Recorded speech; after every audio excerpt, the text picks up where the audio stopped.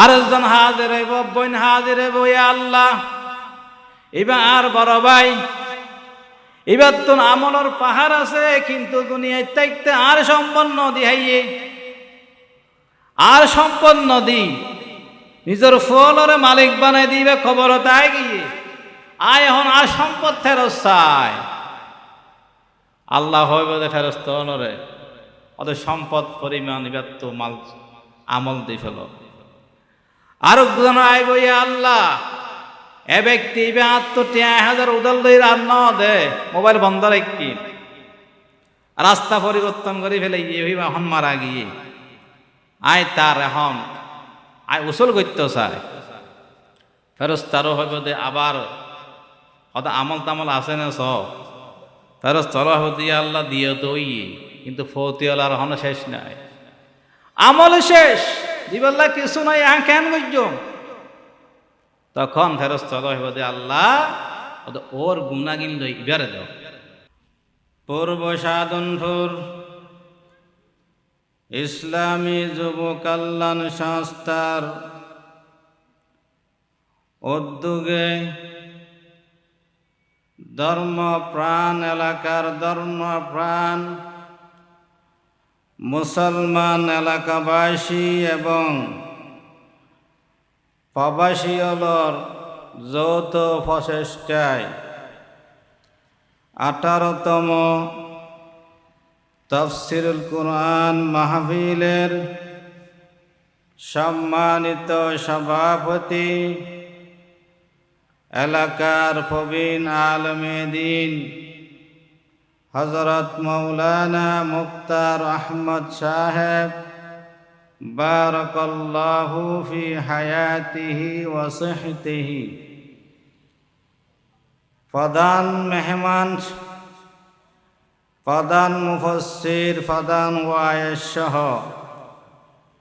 এলাকার সর্বস্তরের ধর্মপ্রাণ নর নারী সবাইরে জানাই আসসালামু আলাইকুম ওয়া রাহমাতুল্লাহি ওয়া বারাকাতুহু। আলহামদুলিল্লাহ, আসরের হইতে আলোচনা শুরু হয়ে সামনেও চলিব। আল্লাহ রব্বুল আলামিন আর বেগুনরে উলামায়ে কেরাম যা আলোচনা করিব এগুণ অনুযায়ী আমল করিব তারে ভান তৌফিক দান করুন। আরোগ্য বিষয় দিয়া গিয়ে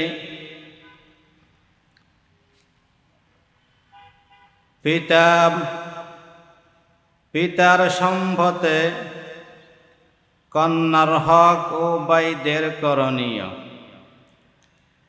পিতার সম্পদে কন্যার হক বাইদের করণীয়। আয় বিষয়ের সামনে রাখি পবিত্র কালামে হাকিমতুন দুআয়ে শরীফ তেলাওয়াত গজ্জি এবং রাসূলুল্লাহ সাল্লাল্লাহু আলাইহি ওয়াসাল্লামের অগণিত অসংখ্য অগণিত হাদিস শরীফের ভিতর হাদিস শরীফ তেলাওয়াত গজ্জি। আল্লাহ রব্বুল আলামিন যদি তৌফিক দে নির্ধারিত সময়ের ভিতরে অল্প কিছু আলোচনা করিবার আশা, ওমা তৌফিকি ইল্লা বিল্লাহ। আয়াত শরীফ জিবা তেলাওয়াত গজ্জি সূরাতুন নিসার 7 নম্বর আয়াত। এই আয়াত অবতীর্ণর নাজিলনের একখান প্রেক্ষাপট আছে, জিয়ানরে আরবি ভাষার মধ্যে শানে নুজুল বা সববে নুজুল হয়। ইসলাম আইবার আগে আইয়ামে জাহালিয়তের মধ্যে পিতা মারা যাবার পর পিতার সম্পদের মধ্যে কন্যার হন অধিকার নমাসি, অন্য নারীর অধিকার নমাসি। ওই নারী স্ত্রী হোক ওই নারী কন্যা হোক, ওই নারী বোন হোক, যা হোক, হন সম্পদর অধিকার আছে। এবং যারা পুরুষ আছে, পুরুষের ভিতরে যারা নাবালেগ থাকে, তারারও সম্পদর হন সম্পদর অধিকার আছে। মাত্র সম্পদ পাইব কারা? যারা বালেগ এবং যারা বুড়োর বুড়ে সোয়ার হয়ে যুদ্ধ করি ছাড়ে। এ ধরনের নিয়ম আছিল আরব দেশের মধ্যে ইসলাম আইবার আগে। ইসলাম আইনের পরে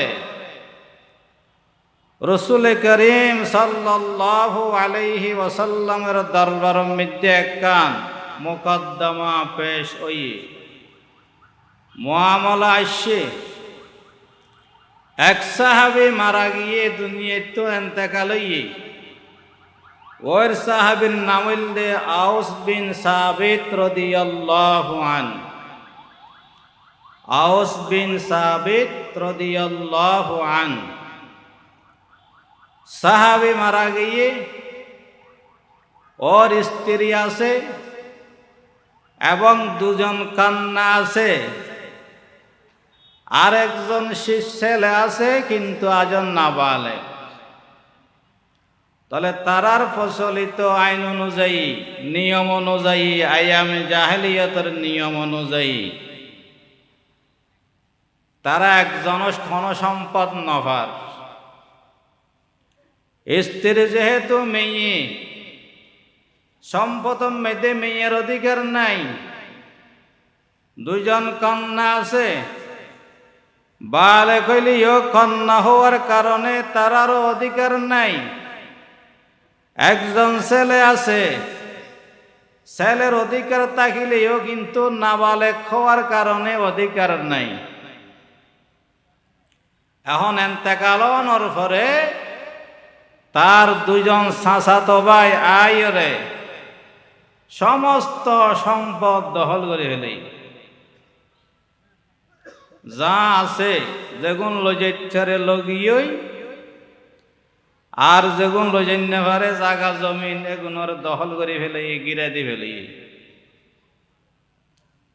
শেষ ফলে আউস বিন সাবিত রাদিয়াল্লাহু আনহুর স্ত্রী তারার হাত জোর করে দরখাস্ত করছে, সমস্ত সম্পদ লই যাইলে লই যাও, আর দুয়া মেয়ে আছে উপযুক্ত মেয়ে, এই দুজন উপযুক্ত মেয়ের বিবাহের ব্যবস্থা গান তোমারা করছ, দায়িত্ব গান তোমারা ল।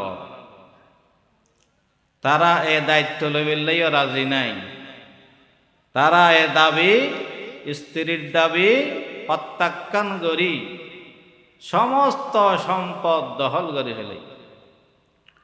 শেষ ফলে ওই সাহাবীর স্ত্রী রাসূলুল্লাহ সাল্লাল্লাহু আলাইহি ওয়াসাল্লামের দরবারের মধ্যে নালিশ লাগিয়ে, ইয়া রাসূলুল্লাহ, ইয়া হাবিবাল্লাহ, ইয়া রাহমাতাল লিল আলামিন, এক তো আর স্বামী মারা গিয়ে তিনজন সন্তান রাখি গিয়ে, এর ভিতরে তারা দুজন মেয়ে আর একজন নাবালেগ ছেলে, আর হন সাহারা নাই, একদম অসহায়। আর সমস্ত সম্পদ, আর স্বামী রেখে যাওয়া সমস্ত সম্পদ তার দুজন চাচাতো ভাই আই লগিয়ে দখল করে ফেলাই। এখন আয় গজ্জম কি? রাসূলুল্লাহ সাল্লাল্লাহু আলাইহি ওয়াসাল্লাম জবাব দিয়ে তুমি অপেক্ষা করো, এ সম্পর্কে হন আয়াতে কোরআন নাজিল নয়, শরীয়তের বিধান নাজিল নয়। রাসূলুল্লাহ সাল্লাল্লাহু আলাইহি ওয়াসাল্লামের ধারণা ইয়াকিন আল্লাহর হকতন হন বিধান আইব, সমাধানমূলক হন সিদ্ধান্ত আইব। অপেক্ষা করে, তুমি অপেক্ষা করো, আই অপেক্ষা করি। আল্লাহর হকত সিদ্ধান্ত আগিয়ে আয়াত এবার নাযিল গিয়ে হযরত জিবরিল আমিন আলাইহিস সালাম এ আয়াত লয় হাজির ইয়া রাসূলুল্লাহ অন্য সমস্যার সমাধান আল্লাহ দিয়ে আরে ফাটাই সূরাতুন নিসার 7 নম্বর আয়াত লিররিজালি নাসিবুম হতে যারা ছেলে আছে পুরুষ আছে তার আল্লাহর অংশ আছে মিম্মা তারাকাল ওয়ালিদান পিতা মাতা যে সম্পদ রাখি মারা যায় তার মধ্যে ওয়াল্লাকরবুন আত্মীয় স্বজন যদি সম্পদ রাখি দুনিয়াতে মারা যায় তার মধ্যেও পুরুষের অংশ আছে ওয়ালিন্নিসাই নাসিবুম মিম্মা তারাকাল ওয়ালিদান আবার যারা মেয়ে আছে বালেক না বালেক কোনো বেশ কম নাই পুরুষ মেয়েদিও বালেক না বালেক কোনো বেশ কম নাই প্রত্যেকে অংশ পাইব মেয়ে যারা আছে তারাইও বালেক হোক বা না বালেক হোক তারা মিরাসের অংশ পাইব মিম্মা তারাকাল ওয়ালিদান পিতা মাতা যেগুন রাখি যায় ওয়াল্লাকরবুন নিকটবর্তী আত্মীয় স্বজন যদি হন মারা গেলে তারা সম্পদ রাখি গেলে তাত্ত্বীয় পুরুষে পাইব নারীও পাইব মিম্মা কাল্লা মিনহু আও কাসুর সম্পদ বেশি হোক বা কম হোক রেখে যাওয়া সম্পদ বেশি হোক বা কম হোক তাহলে আল্লাহর পক্ষতুন সিদ্ধান্ত আগিয়ে তারপরে রাসূলুল্লাহ সাল্লাল্লাহু আলাইহি ওয়াসাল্লাম ওই সাহাবী মরহুম সাহাবীর স্ত্রীরে ডাকি তার সমস্ত সম্পদ উদ্ধার করি ভাগ করে দিয়ে ইসলামী শরীয়ত অনুযায়ী এ সূরার মধ্যে আল্লাহ রাব্বুল আলামিন এক পৃষ্ঠার তো সামান্য বেশি আয়াতর দ্বারায় কোরআনের দ্বারায় এত বড় বিশাল সমাধান দিবে লাইয়ে সম্পদের ব্যাপারে যে সমাধান দুনিয়ার হন মানুষের পক্ষে হাজার হাজার পৃষ্ঠার কিতাব লিখি দিয়ে সম্ভব নয় হাজার হাজার পৃষ্ঠার কিতাব লিখিয়ে সমাধান দেওয়া সম্ভব নয় আল্লাহ ফায়সালা দিবেলে তারপরে ওই সাহাবীর মূল সম্পদরে 8 ভাগের 1 ভাগ স্ত্রী ভাইয়ে যেহেতু সন্তান আছে আর যা আছে এগুলোর 2 ভাগ করি ছেলে ভাইয়ে 1 ভাগ আর 2 মেয়ে ভাইয়ে 1 ভাগ কোরআনের বিধান অনুযায়ী রাসূল করিম সাল্লাল্লাহু আলাইহি ওয়াসাল্লাম সম্পদ ভাগ করে দিয়ে আয়ামে জাহেলিয়াতের জালেমানা জিয়ান সিস্টেম আছে নিয়ম আছে লিয়ান দুনিয়াতুন চিরদিন আল্লাহ তুলি দিয়ে সুবহানাল্লাহ এখন হইতে পিতার সম্পদ তো নারীও ভাইব পুরুষও ভাইব বইনও ভাইব বাইও ভাইব কিভাবে ভাইব বাই ভাইব ডবল আর বইন ভাইব তার অর্ধেক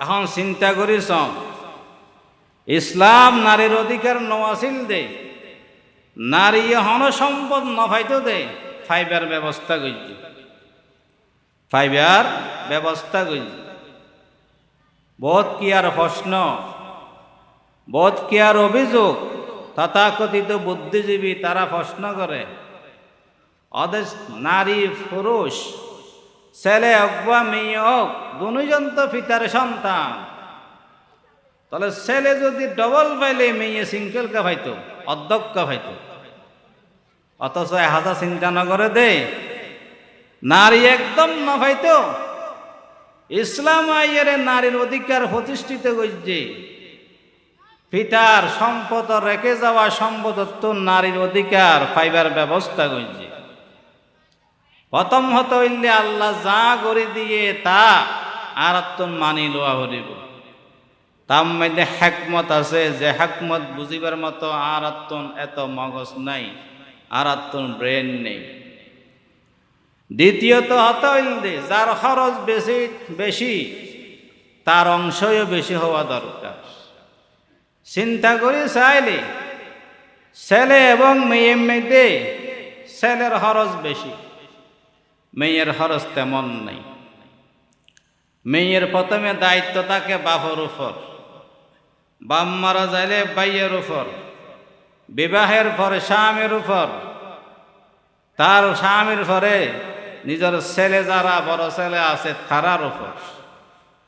তাহলে সম্পূর্ণ দায়িত্ব ইসলামে নারীর দায়িত্ব আরেকজনের উপর তুলে দিয়ে, কিন্তু পুরুষের দায়িত্ব নিজর, পুরুষের দায়িত্ব নিজর, বিবাহের খরচ নিজের, ফিতা দয়া করে দিলে ভালো। ইয়ার পরে যখন দানপত্র জীবন শুরু হইব, নিজের খরচ, বিবাহের খরচ, দানপত্র জীবনের খরচ, শাশুর বাড়িতে গেলে মিষ্টির খরচ, তারপরে সন্তান সন্ততি হইলে তারার বরণ পোষণের খরচ, সব কিছু আল্লাহ পুরুষের উপরে দিয়ে, কিন্তু নারীর হন খরচ নাই। সেই হিসাবে নারীরে আল্লাহ যা দিয়ে তা আরো বেশ দি ফেলেই, আল্লাহর মেহরবানি। যা হোক, পিতা মারা যাওয়ার পর সম্বল বন্টন করা ইয়ানেকান ইসলামের বড় ধরনের বিধান, বড় ধরনের বিধান। জিয়ানোর প্রয়োগে হন নাই, জিয়ান সমাজের মধ্যে তেমন মানুষে আমল নগরের, প্রয়োগ নগরের। গুরুত্বপূর্ণ বিধান আল্লাহর দেওয়া বিধান। এ বিধানের উপর আমল করতে গিয়ে আর সমাজের মধ্যে বিভিন্ন ত্রুটি দেখা যায়। ত্রুটি হন মানুষ যখন মারা যায়, দুনিয়ায় বিদায় লই যায় গই, তার রেখে যাওয়া সম্পদ প্রথমে তার কফন দফনের ব্যবস্থা করিব। পরবর্তী দ্বারা দায়িত্বশীল আছে, ভাই আছে, বড় ছেলে আছে, পরবর্তী যারা দায়িত্বশীল আছে তারা পিতার রেখে যাওয়া সম্পদ তার কফন দফনের ব্যবস্থা করিব। তারপরে 2 নম্বরের মধ্যে আইয়ে তার ঋণ আছে কিনা, হনিকত্তন হজ্জ লইল কিনা, মানুষের টিয়া ভার কিনা যাচাই করা হবে। তার রেখে যাওয়া সম্পদ তার সমস্ত ঋণ পরিশোধ করা হবে। ঋণ পরিশোধ করতে করতে সমস্ত সম্পদ শেষ হইলে হইতে পারিব দে। ঋণ পরিশোধ করে বাঁচিলে ওয়ারিশ হলে পাইব, আর নইলে সমস্ত সম্পদ দিয়ে ঋণ পরিশোধ করা হবে। কে মানুষের হক আল্লাহ মাফ করতে ন, যাতুন টাকা লইয়ে, উদার লইয়ে, দার লইয়ে নদী যদি জাগই, তাহলে তার সম্পদ দিয়া হবে। যদি নদে তার দায়বার পরবর্তী যারা সে বাইবা বড় ছেলে তারার উপরে বর্তাইব, তারা তো অবশ্যই দিয়া পড়িবে। আর সমাজ মেদিয়ান খেয়াল করা না যায়, পিতা মারা গেলে সম্পদ বাক হয়, কিন্তু ঋণ পরিশোধ করার দিকে গুরুত্ব ন দেয়। ঋণের মধ্যে আবার আছে স্ত্রীর মহর সহ। আর জানাজার নামাজের মধ্যে হই হনে কি পাইবেন, আর আল্লাহ যোগাযোগ করিবেন। বড় ছেলে থাকিলে বড় ছেলে হয়, বাই থাকিলে বাইয়ে হয়, আর আল্লাহ যোগাযোগ করিবেন, আর পরিশোধ গজ্য।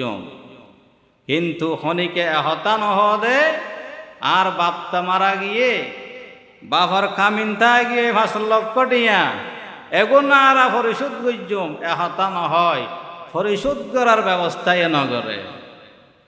ইয়ান বড় ধরনের টুটিতা গিয়ে খতম হাসিল দিয়ান কফন দফনের পরে বাফর ঋণ পরিশোধ করা, হজ্জ পরিশোধ করা। কে ঋণ রাখি যদি কবর যায়, বাফার হনে রেহাই নাই, মরহুমের হনে বাঁচার উপায় নাই। আল্লাহ রব্বুল আলামিন সমস্ত গুনাহ মাফ করিতে পারে, কিন্তু ঋণের গুনাহ আল্লাহ মাফ করতে না। এক হাদিসের মধ্যে আছে, ইউগফারু লিশ-শাহীদি কুল্লু যামবিন ইল্লা দাইন। যারা আল্লাহর রাস্তার মধ্যে শাহাদত বরণ করে শহীদ হয়, আল্লাহ রব্বুল আলামিন তারা জীবনের সমস্ত গুনাহ তা মাফ করে দিব, কিন্তু ফরর হক কোনদিন মাফ করতে না। আল্লাহর হক আল্লাহ নিজে মাফ করে দেয়, ফরিয়ার হক আল্লাহ মাফ না করে। তাহলে মহর যে গন্ধজি হামিন ধরটিয়া এগুনো পিতার সম্পদত্তন পরিশোধ করে দিয়া হরিব যদি মায়ে মাপ না করলে। মা যদি মাপ করি দে তাহলে বালা হতা, মা যদি মাপ করি দে বালা হতা। মা যদি মাপ না করে তাহলে ওই সম্পদত্তন দিয়া হরিব মরহুমর স্ত্রীর মহরর টাইয়া, মহরর যেগুন হামিন বাকিতা গিয়ে যা আছে এগুন নদে দে নদে। আরেক কান হাজ করে বর্তমান যুগম মধ্যে স্বর্ণ যেগুন ধরে এক বড়ি দুই বড়ি দাতা মনে করে দে, স্বামী মনে করে দে, নাম কেউ আসতে স্ত্রীর দিন আর এগুন আর এতল্লাই বিবাহের ফরে ফরে শাশুর বাড়ির প্রত্যেক করতন ওই স্বর্ণর দিকে শকুনের নজর পড়ে। এখন চলত দে বর্তমান শাশুর বাড়ির প্রত্যেক করতন স্বামী সহ প্রত্যেকে সাহায্যে স্বর্ণ হাই ফেলে বললে স্বপ্ন স্বর্ণ যেগুন ধৈর্যে এগুন হাই ফেলাই বললে হাই ফেলাই স্বামী বাঁধা দিয়ে হাই ফেলাই। শাশুর বাড়ির অন্য কে হওয়া দে তোমার দেবর বিদেশ যাইব টাকার দরহার, তোমার গালার হার দিফেল না দাও না বেশি আর দখা না। তারা মনে করে দে এখন স্ত্রীর হক নয়, তারার স্বর্ণ মনে করে। অথচ নিলে স্ত্রীর সম্পন্ন স্ত্রীর অধিকার, স্ত্রীর হক।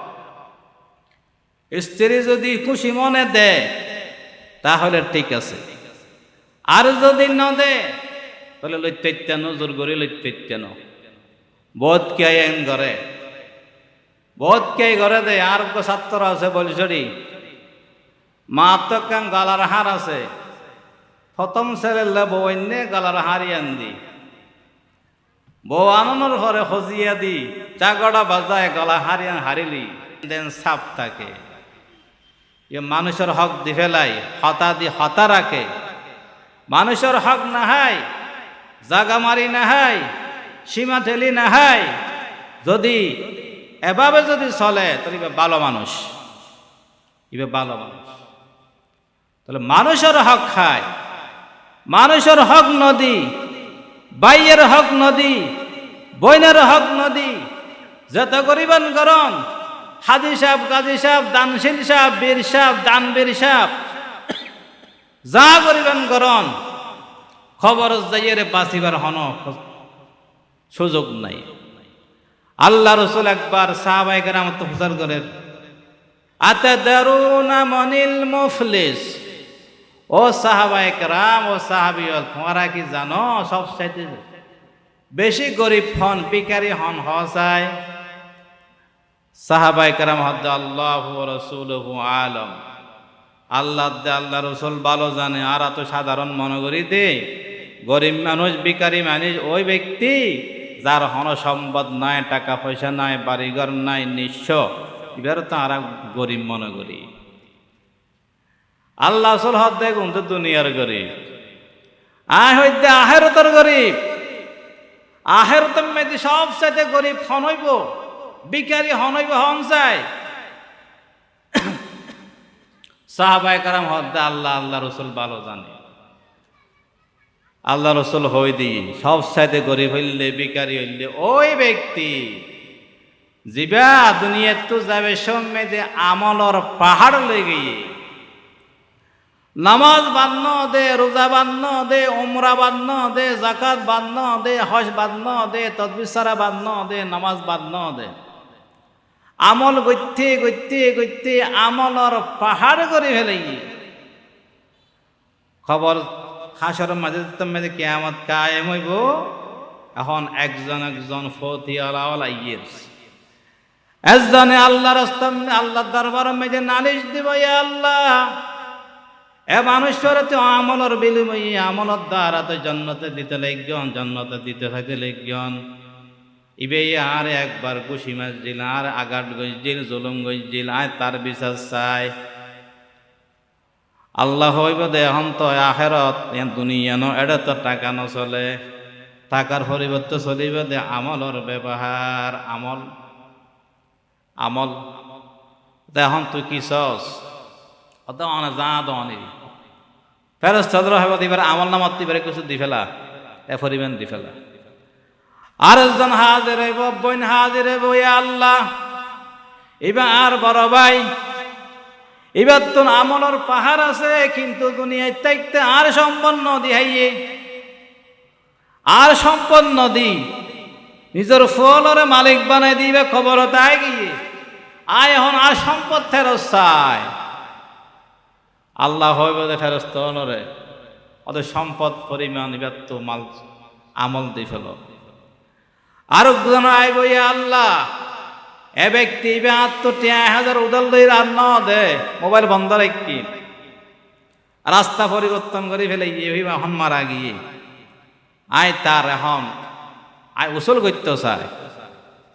ফেরস্তারও হইব দে আবার হয়তো আমল তামল আছে না সব ফেরস্তার হইব দিয়ে আল্লাহ দিয়ে তো কিন্তু ফতিওয়ালার হন শেষ নাই, আমল শেষ দিবাল্লা কিছু নাই, কেন বুঝছ। তখন ফেরস্তার হইব দে আল্লাহ ওর গুণাগুণ লই ইবারে দাও। ফতিওয়ালার গুণাগুণ লই ইবারও দাও। অত এবার গুণা হালকা হয়ে যাইবই, নেকের ভাল্লা বাড়ি হয়ে যাইবই, এবার জান্নাত থারে দিতে দিব। এবার গুনার উদ্দে গুণা লইয়ে জাহান্নাম মেজে নিক্ষিপ্ত হওয়া হরিব। নাউযুবিল্লাহ নাউযুবিল্লাহ।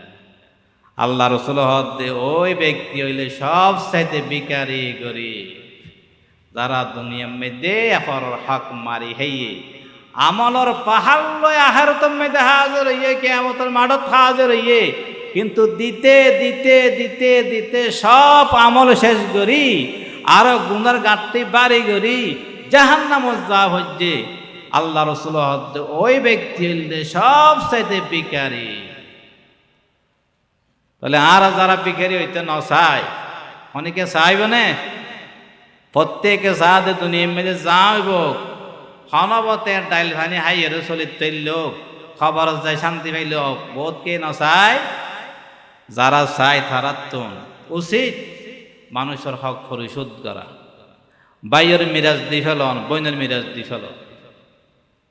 এখন এ জাগার হারণে সম্পদের হারণে ছেলেরা আমি শেষ হয়ে গিয়ে আত্মীয়তার সম্পর্ক শেষ হয়ে গিয়ে বাইয়ে বাইয়ে মাত বল নাই, সম্পর্ক নাই। যা হোক আরেকখান হতা হয়ে শেষ করে দিস।